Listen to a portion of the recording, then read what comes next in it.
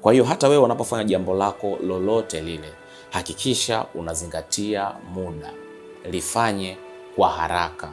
Watu watapenda kuja kufanya kazi na wewe.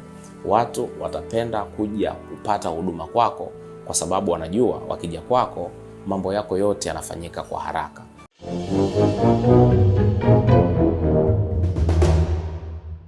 Hey rafiki yangu, karibu. Hii ni Success Path Network. Each one, teach one. Na mimi ni Eric Kisaule. Na leo basi tutakwenda kujifunza jinsi ya kuongeza thamani katika kila kitu au katika jambo unalolifanya. Narudia, jinsi ya kuongeza thamani katika jambo au kitu unachokifanya. Basi ukitaka kufanya jambo lolote, ni lazima kuna mambo inabidi uyazingatie ili yaweze kuletea thamani hicho kitu unachokifanya. Basi leo tutakwenda kujifunza vitu vitatu ambavyo vitasaidia kuongeza thamani ya mambo ambayo tunayafanya katika maisha yetu ya kila siku. Jambo la kwanza katika maisha ni lazima ujue unataka kufanya nini. Yaani wewe unataka kufanya nini?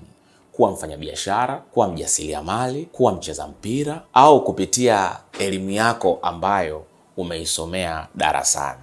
Kwa hiyo ukishajua sasa ni nini unataka kufanya, jambo la pili ni lazima ujue ni kwa namna gani utafanya. Na hapo ndio tupo leo. Basi mambo ambayo tutakwenda kujifunza, tutakwenda kuangalia jambo la kwanza kabisa. Katika kila ambacho unakifanya, hakikisha unazingatia ubora. Hakikisha unazingatia ubora. Katika biashara yoyote unaoifanya, katika jambo lolote unaolifanya, hakikisha unazingatia ubora. Usifanye jambo kwa mazoea, kwamba umeshazoea kufanya hivi au kwa sababu watu wanafanyaga hivi.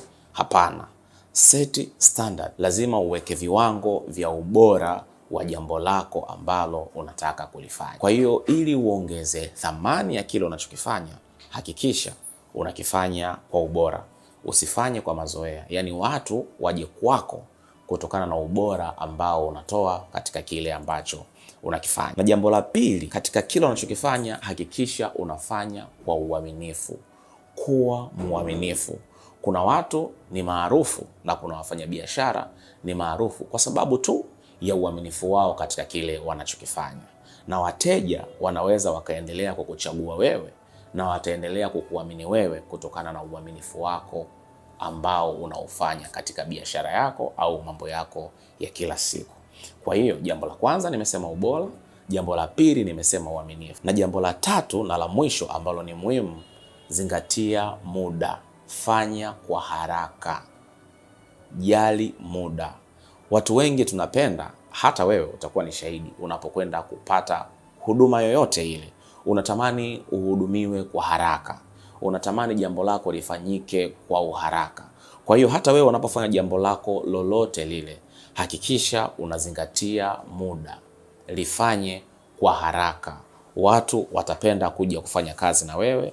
Watu watapenda kuja kupata huduma kwako kwa sababu wanajua wakija kwako mambo yako yote yanafanyika kwa haraka.